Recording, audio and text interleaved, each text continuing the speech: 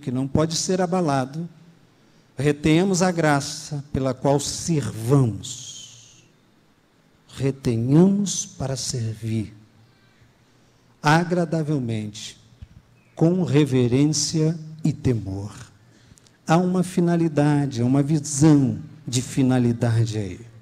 Há um propósito, e esse propósito só pode acontecer dentro da reverência e dentro do temor. Estou lendo um livro de um ex-padre chamado Brennan Manning. É um ex-padre franciscano, americano, teólogo e filósofo. Largou o ministério e hoje se tornou um escritor. A assinatura de Jesus é o tema do seu livro. E ele é um crítico e, ao mesmo tempo, alguém que experimenta uma vida de entrega direcionada à camada mais pobre em que há nos Estados Unidos.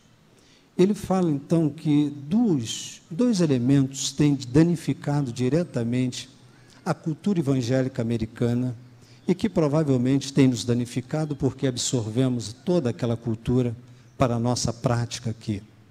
Uma delas, ele diz que é o intelectualismo. E ele faz uma colocação no seu livro, dizendo, há 2000 anos, nós estamos anunciando o Evangelho, e apenas 1/3 da sociedade, 1/3 do mundo é evangélico. Pelo poder que é o Evangelho, nós estamos em deficiência.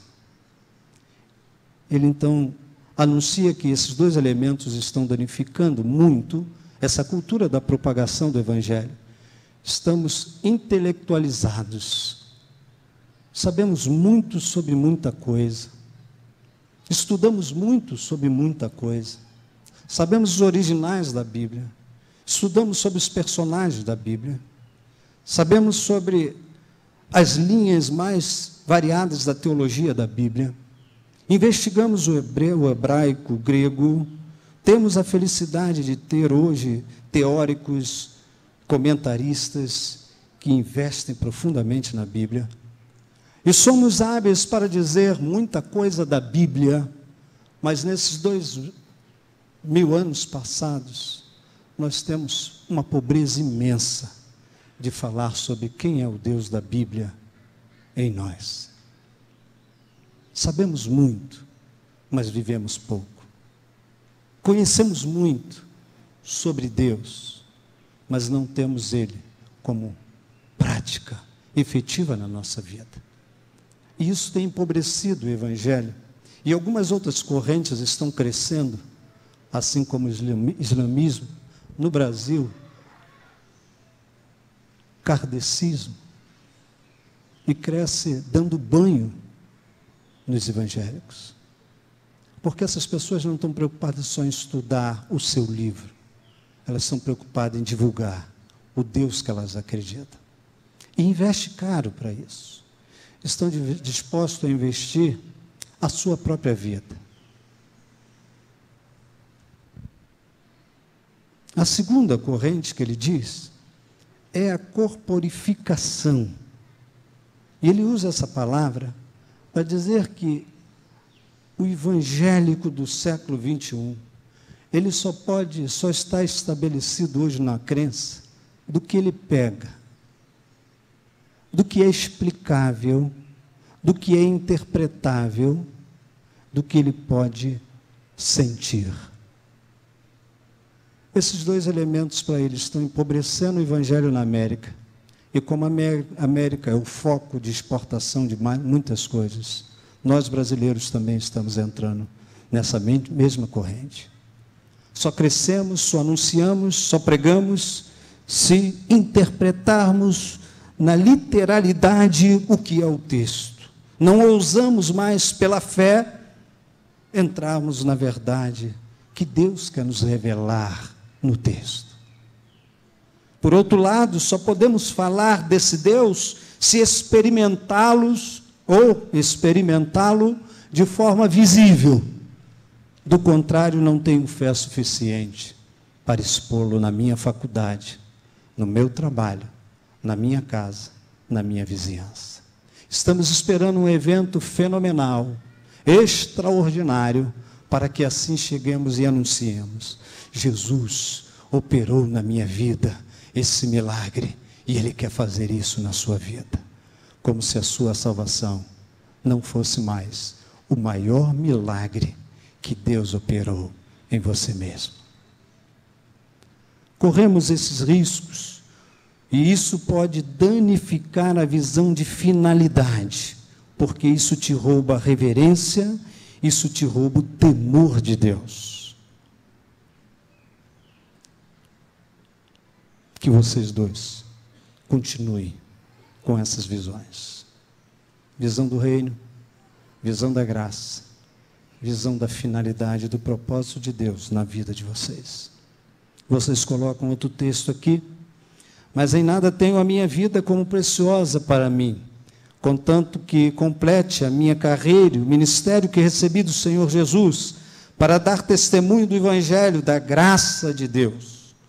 Há uma outra visão, e nós estávamos iniciando a falar sobre ela, que é justamente a visão da abnegação. Não fale isso, pastor, que isso não existe mais. Isso aconteceu com os pais da igreja, os discípulos.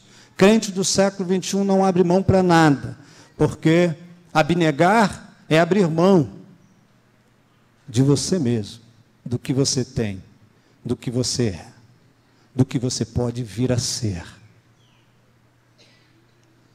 Abrir mão, visão de abnegação. Quando nós estamos numa cultura onde nós precisamos ter mais, quanto mais eu tenho, mais eu quero. Quanto mais eu tenho, mais eu preciso. Quanto mais eu tenho, mais eu necessito.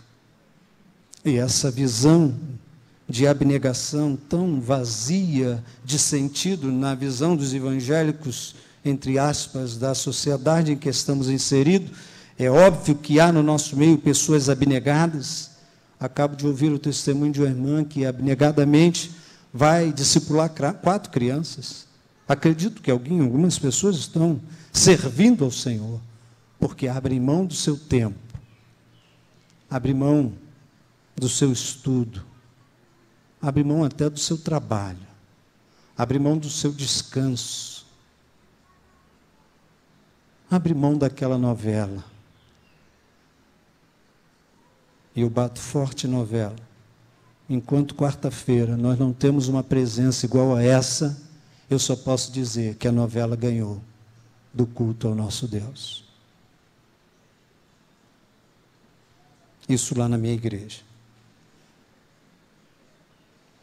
A visão de abnegação, segundo Menig, ele diz que alguém muito sem tempo queria comprar um par de sapato. Como ele tinha muito, ele comprou 20 pares de sapato para escolher um. E perguntaram: por que então você comprou 20? Eu não tenho tempo. Então eu compro 20. Um desses 20 vai me servir. O restante eu jogo fora. Temos experimentado essa visão de abnegação, de abrir mão, de servir ao Senhor, não ao pastor, porque é perder tempo servir a pastor. Eu digo isso na minha igreja: não faço milagre, não tenho dinheiro para te pagar. E nem vou te ajudar em tudo que você precisa. Não estou com você a toda hora.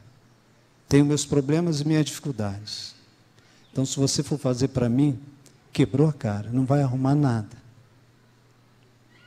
Mas se você, de uma forma abnegada, fazer para o seu Deus, Ele está com você todos os dias.